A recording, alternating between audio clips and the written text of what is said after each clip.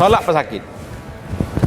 Bagi orang sakit yang boleh menunaikannya secara biasa, seperti biasa, maka wajib dia kena solat seperti biasa. Jangan bermudah-mudah. Dia kena qiyam, bangun, berdiri. Kemudian dia boleh rukuk, rukuk. Kemudian dia boleh sujud, dia kena sujud. Dia boleh duduk tasyahud, duduk i'tidal, duduk tahiyat, dia kena boleh. Maka orang ni wajib dia kena buat seperti biasa. Kita berpindah pada kategori yang kedua, pesakit yang tidak dapat berdiri. Manakala berdiri, rebah. Macam mana nak buat? Maka dia kena duduk, sama ada duduk atas kursi. Tapi berapa lama dia boleh berdiri? Dia boleh berdiri tu berapa lama? 2 minit boleh? Kita kata 2 minit dia boleh. Maka dia takbir dulu. Allahu Akbar, berdiri, kemudian baru duduk. Bukan macam orang kita hari ni, bawa kerusi. Satu supermarket dia boleh round. Waktu nak solat, Allah tak kerusi, pakai duduk atas kerusi lah. Sedangkan dia boleh berdiri. Berdiri itu rukun ke sunat? Rukun. Maka dia kena buat rukun. Kemudian kalau dia berdiri lama sikit, dia akan jadi lemah, sakit kaki, sakit lutut, barulah duduk atas kerusi. Dia tak boleh meninggalkan sebanyak mungkin. Dia kena kurangkan sedikit mungkin meninggalkan rukun solat. Itu cara.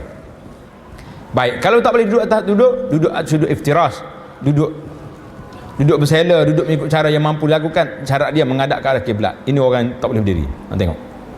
Ini cara-cara dia, cara nak solat. Nanti kita ajar satu-satu.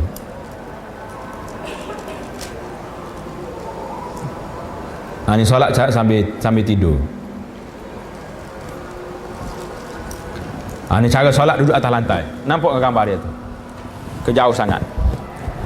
Ada orang nak mari solat sini? Mana Syarif? Siapa yang nak solat tadi tu? Jadi solat di atas cara duduk macam ni.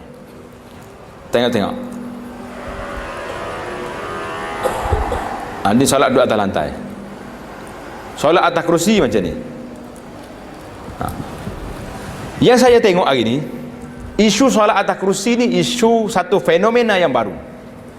Iaitulah di zaman orang banyak sakit kaki, biasanya orang buat pembedahan tukar kepala lutut, kan, tukar dia punya kaki masuk besi.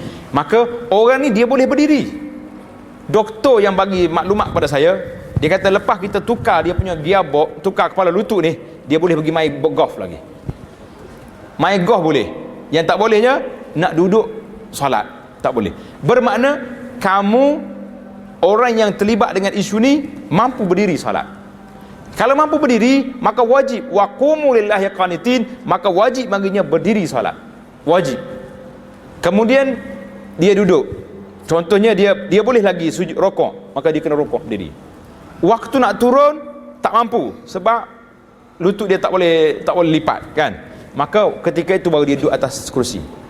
Itu satu kategori. Kategori yang kedua, orang ni tak boleh langsung nak duduk, tak boleh langsung nak berdiri. Kalau berdiri rebah. Baik, dia kena duduk atas kerusi, Allahu Akbar, baca Al-Fatihah, kemudian rokok. Selepas rokok, dia mampu tak mampu turun atas lantai? Mampu tak mampu? Mampu, kan? Dia boleh rokok, boleh sujud. Maka wajib dia kena tinggalkan kerusi dia kena turun sujud di atas lantai. Sebab sujud itu sunat ke rukun? Tengok, orang yang boleh mampu sujud, mampu duduk antara dua sujud, mampu sujud yang kedua, mampu duduk tasyahud, ini semua rukun. Berapa rukun kamu tinggal dalam keadaan kamu mampu? Berapa rukun dia tinggal? 1 rakaat 4 rukun dia tinggal. Sujud yang pertama, duduk antara dua sujud. Sujud yang kedua, 3 rukun dia tinggal. Maka solat macam ni dikira tidak sah kerana kamu telah meninggalkan rukun tanpa uzur. Ini kena bayar. Kerana itulah kita tengok hari ni solat atas kerusi ini ada 2 kategori yang bermasalah.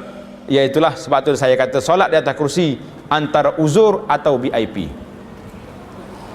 Bukan kita nak perli orang solat atas kerusi, tapi nak memberi kesedaran bahawa solat di atas kerusi ada 2 kategori manusia. Kategori yang pertama, orang lumpuh. Orang ni memang dia duduk atas kerusi. Kalau lekat atas kerusi pun alhamdulillah, nikmat besar bagi dia. Tolak dengan wheelchair dia pergi sana sini. Maka dia ni tak payah. Duduk atas kerusi je, Allahu Akbar, pakai relax situ ya. Sujud, rokok semua atas kerusi. Tapi kalau orang yang mampu berjalan, mampu berdiri, mampu sujud, cuma rokok yang tak boleh sebab pinggang dia sakit, maka dia duduk atas kerusi waktu rokok. Ataupun tak mampu berdiri sahaja, tapi dia mampu sujud, maka wajib dia kena tinggal kerusi, dia turun sujud di atas lantai. Kalau tidak, dia telah meninggalkan rukun solat 4 ataupun 5 rukun yang begitu banyak yang ditinggalkan. Ini semua perbahasan-perbahasan kita tentang orang sakit. Maka kita kena mengatakan bahawa orang sakit itu beberapa kategori.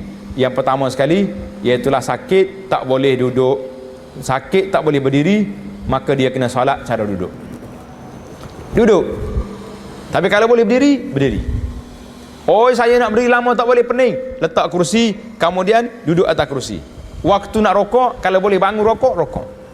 Kalau tak mampu, kalau rokok dengan berdiri mungkin rebah, rokok atas kerusi, kemudian turun daripada kerusi ke sujud, ke duduk antara dua sujud, tasyahud dan seterusnya. Ini satu. Bagi orang yang duduk atas kerusi terus, tak, mesti ada kena bergerak, turun naik. Bagi orang yang tak mampu langsung, tak boleh nak duduk, tak boleh nak berdiri, maka dia kena solat sambil duduk. Solat sambil duduk ada dua cara. Sama ada kita mengiring di atas bahu rusuk kanan, tidur macam ni, tidur gini menghadap muka ke arah kiblat macam dalam gambar kita ni. Maka ini satu lagi dia panggil solat berbaring ni, iaitulah kita duduk terlentang, kaki ke arah kiblat, muka kita nampak kiblat. Itu dua cara. Nampak cara dia ni? Sama ada duduk sebelah kanan ataupun duduk terlentang, duduk menghadap ke arah kiblat. Itu bagi orang sakit. Bagi orang yang nampak ke cara-cara dia tu, tengok waktu nak angkat takbir, nampak gambar yang pertama tu takbir dulu sambil duduk tidur, kemudian duduk sini, kemudian waktu nak rokok, nak sujud, nak rokok, angkat kepala sikit, waktu nak sujud angkat sikit lagi kalau boleh. Kalau langsung tak nak bergerak, buatlah isyarat dengan mata sajalah. Langsung mata pun tak nak kelip dah, macam robot dah, dia keras gitu kan, macam mana dah sakit. Maka dia niat je dengan hati kita semua pergerakan yang tersebut. Alhamdulillah, ini kelonggaran yang banyak.